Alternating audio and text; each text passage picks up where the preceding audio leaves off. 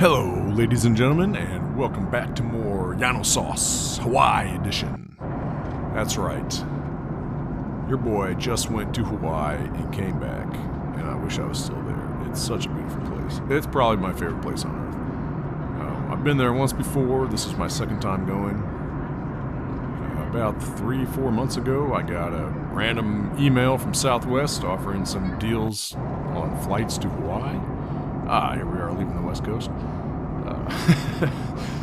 Yeah, these are some videos taken, just on the plane ride there. I wanted to catch the ride, transition from, land to sea, and almost missed it, but here I caught it at the end. Those first couple videos were, random desert. Not exactly sure where they were taken or where this was taken, but yeah, I filmed the entire approach. As soon as I saw Hawaiian land. But man, what a fabulous place.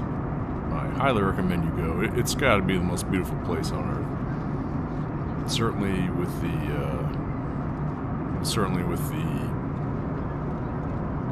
small area. It's got more packed into such a small area. It's got fabulous diving. You're certainly going to see some of that later. It's got beautiful beaches. And then, you drive inland, it's got beautiful mountains.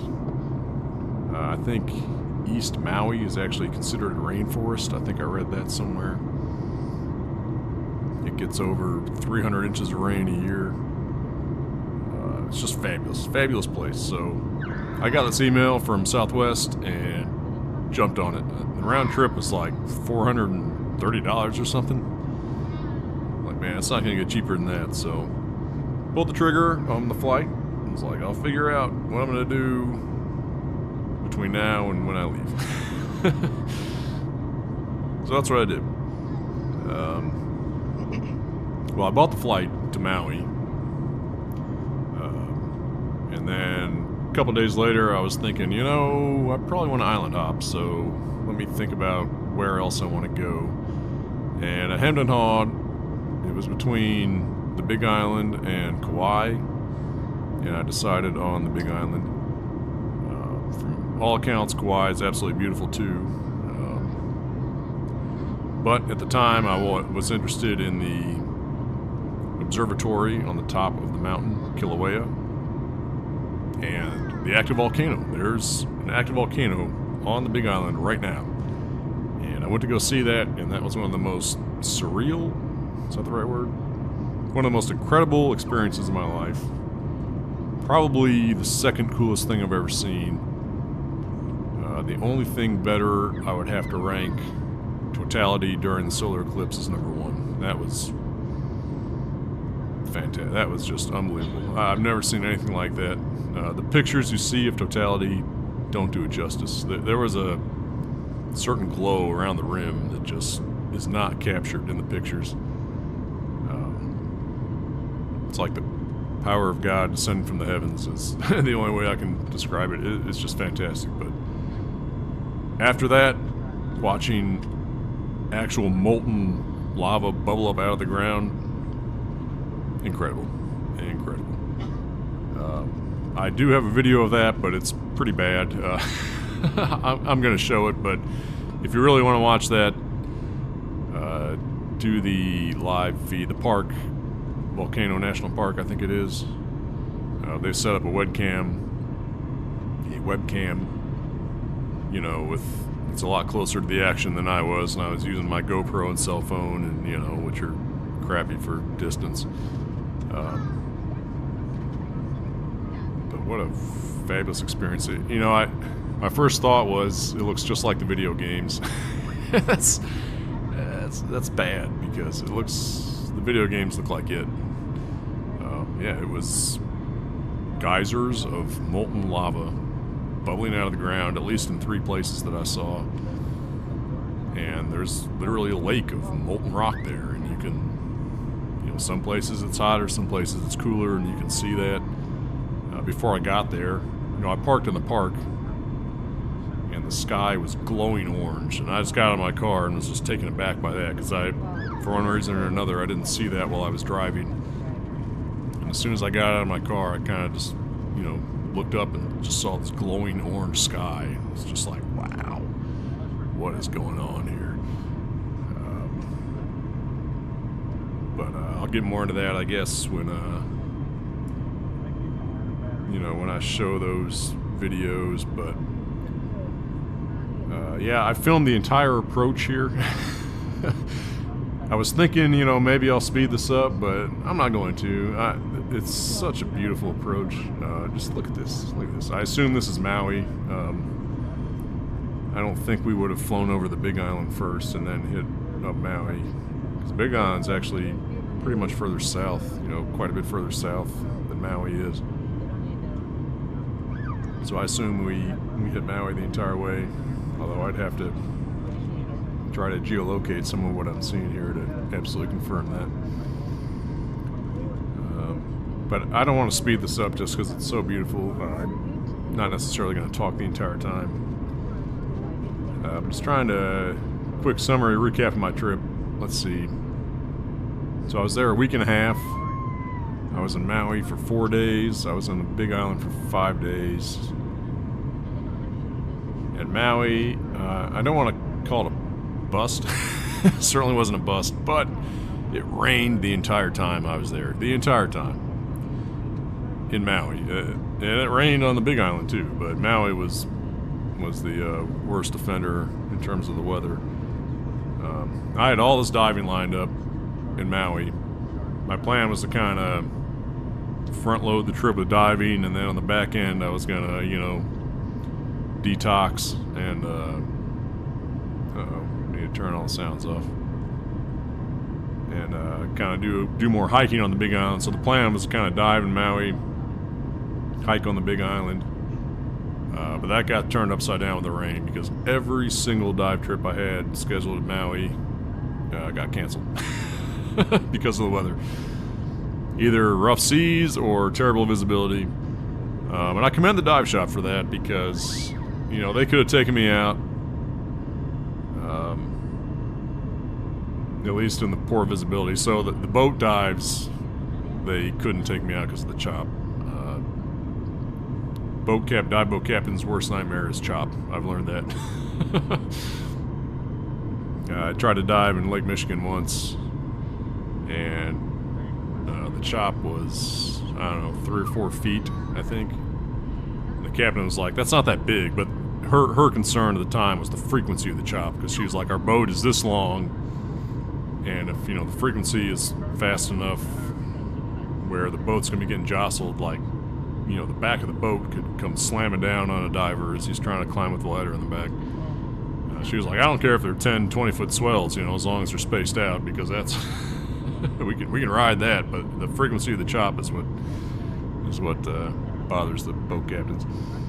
And you'll see I've got some video of the beach. You know, it looks calm and peaceful right now from up here, but, and this was actually, well, you know, it wasn't raining. This is not bad weather. But yeah, the best weather on Maui that I had was right now. You're looking at it. Which, you know, it's kind of a bummer, but at the same time, all the diving was canceled. But, you know, I was not gonna let a few raindrops ruin my trip to Hawaii. So, yeah, I ended up hiking all over Maui, or as much as I could, and it made for some incredible waterfalls. So all that rain led to some raging waterfalls, raging torrents, and you're gonna see some of that later. So yeah, some good came of it. And I got to do some off-roading in a Nissan Kicks, which handled it pretty good. Off-road, not really off-roading, like a mudslinging. Which, man, I was impressed. That Kicks saved my life, I think. It was, I did one of the most harrowing drives my entire life on Maui. And I don't have a whole lot of footage of that because it was at night. Pitch black, pouring rain, essentially one lane, windy mountain roads. I was going like 15 miles an hour for 2.5 hours to get home. It was not my favorite drive, because my 2 biggest takeaways from Hawaii on this trip were, One, it's bigger than you think. You know, you think, oh, little tiny islands out in the middle of the ocean, you know, you can get anywhere in 30 minutes. No, it's bigger landmass than that. And number two is the roads are not fun. For me, anyway. There's very few more than 2-lane roads that I ever saw. You know, at least on Maui and the Big Island. I went to Oahu like 7 years ago for work, and that's what made me fall in love with Hawaii, and I've been wanting to come back ever since, and lo and behold, I finally got my chance. And I remember some serious highways in Oahu, but man, you get out into Maui, and even places Oahu that, you know, the developed place in Oahu is Honolulu and Waikiki, and if you get out of those places, it's still pretty country. Maui is very country. Big Island is very country. Yeah, Hawaii is not developed at all, which is awesome. Oh gosh, alright, I'm gonna have to mute this. I'm sorry for the... How do I mute this? There we go. Alright. Computer sounds are off. Let me, phone sounds are off. Alright, finally. But look at this, you can see this. There's a lot of farmland. So this is all farmland. Well, it looks like farmland to me. They grow a lot of things on Maui. Of course, it's got its history rooted in plantations, which are kind of a sordid history. You know, Westerners came in, basically took over. I think I read somewhere that the locals didn't even have the concept of, you know, private land ownership. And the Hawaiian leadership, the kings and queens at the time, decided to move that direction to kind of appease the Westerners. And so they started handing out land ownership to the locals. But they didn't understand really what it was, what its worth was. And the Westerners swept in and essentially stole it from them, from what I understand. Or paid, you know, not even close to adequate compensation, or leased it from them for pennies on the dollar, you know, things like that. Yeah, I don't know. And I'll probably get into history more when I get into the parts of that I saw in the parks. I don't know. There's two sides to every story, I guess. A nation like this was eventually going to get captured, so you know, one of the big superpowers would have taken it eventually. So in that regard, I'm kind of glad it was land of the free, home of the brave, but you know, not a pleasant path to get there. And wow, I did talk that entire time. I was wondering what I was going to say for 13 minutes or whatever. Yeah, we just touched down on Maui, baby. Check out that blue sky. It's the last time you're going to see it in Maui. And I'll let the stewardess take it from here.